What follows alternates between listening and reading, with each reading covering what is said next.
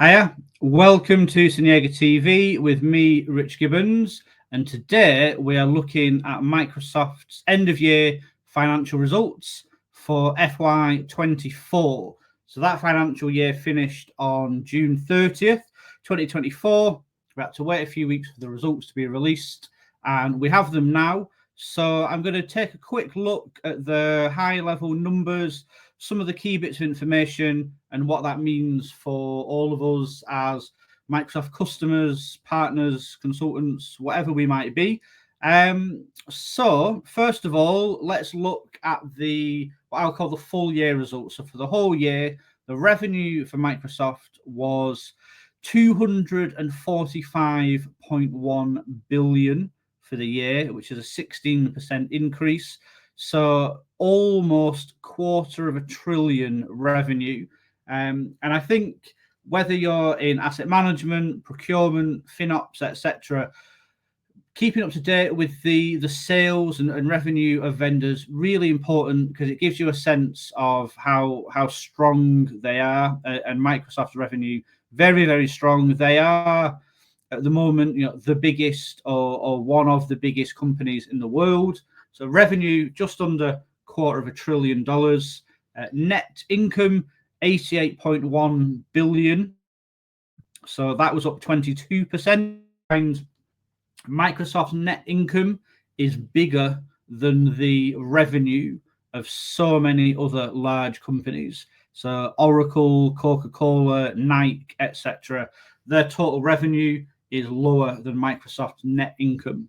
So Microsoft are playing a really extreme level, to be honest. So bear this in mind when you're trying to negotiate with them.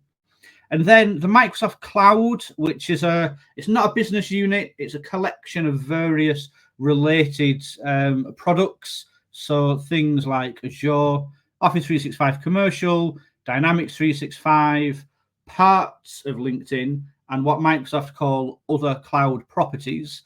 So it's a bit of a kind of the Avengers of Microsoft Cloud.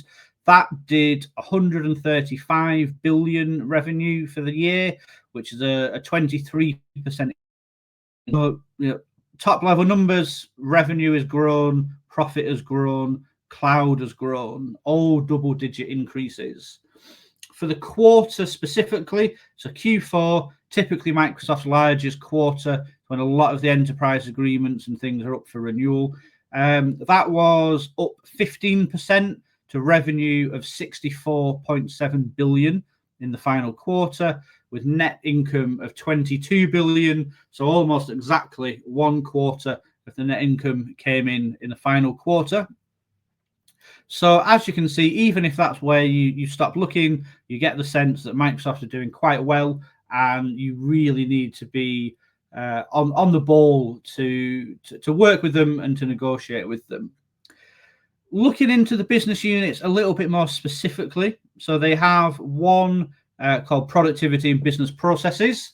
The revenue there for the quarter up 11% to 20.3 billion.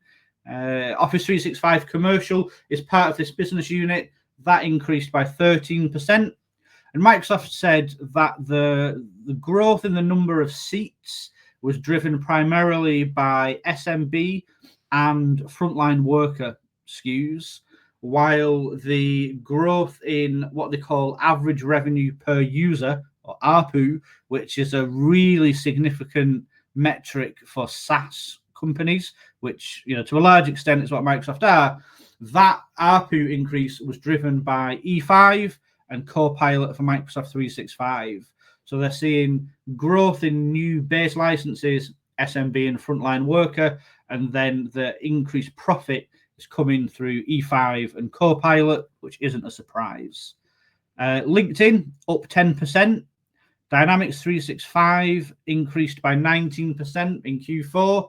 And there was also the note that Dynamics 365 is now almost 90% of all Dynamics revenue for Microsoft.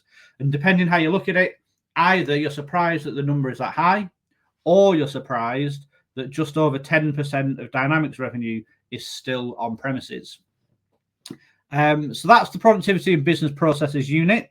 Intelligent cloud, which the name gives you a good clue as to what it does. Revenue in Q4 28.5 billion, 19% increase. Azure sits inside intelligent cloud.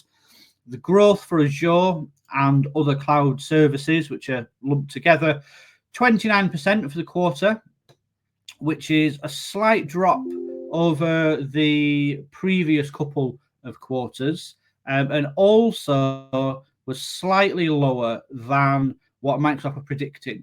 So only by about 1 percentage point or thereabouts, but it was still slightly down on estimates. Microsoft pointed out that 8% of the growth in this area comes from AI services.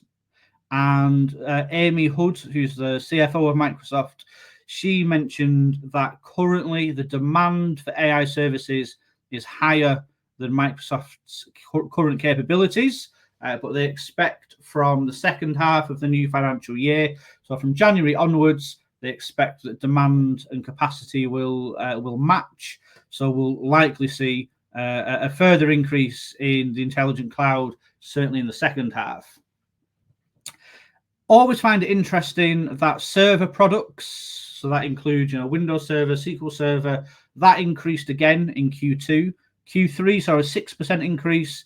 Q4 saw a 2% increase, and this is primarily driven by hybrid use benefits, so people buying on-premises licenses to use in a BYOL capacity in Azure. Overall, Microsoft gave some interesting indication as well. They've said that roughly half of their CapEx is related to cloud and AI, and half of that is almost all of the CapEx is cloud and AI, and then half of that is for infrastructure. So this is Microsoft building and leasing new data centers that they are giving a kind of a 15-year life. So they're spending a lot of money on new data centers, and then they've said the rest of the CapEx is around servers, CPUs, GPUs to build up that AI capacity.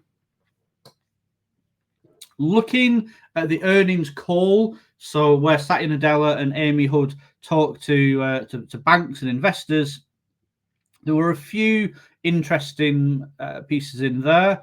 So there were 42 mentions of Copilot, which is lower than I was expecting, to be honest.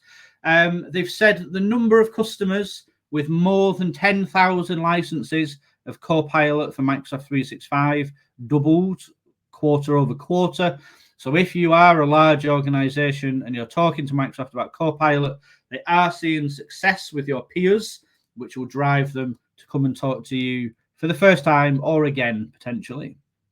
Azure Arc, a product which you may have seen, you may have heard of, 36,000 customers using Arc now, 90% year-on-year increase.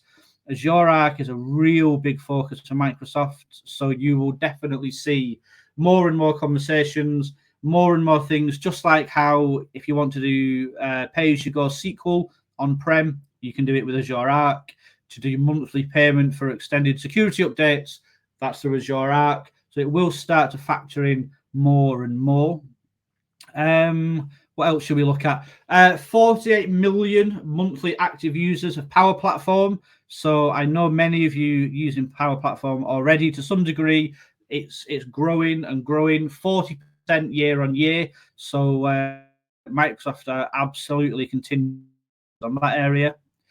They also mentioned that there are more large-scale SAP workloads being migrated into Azure. So that's another area of focus for Microsoft, which for some of you may be on your horizon.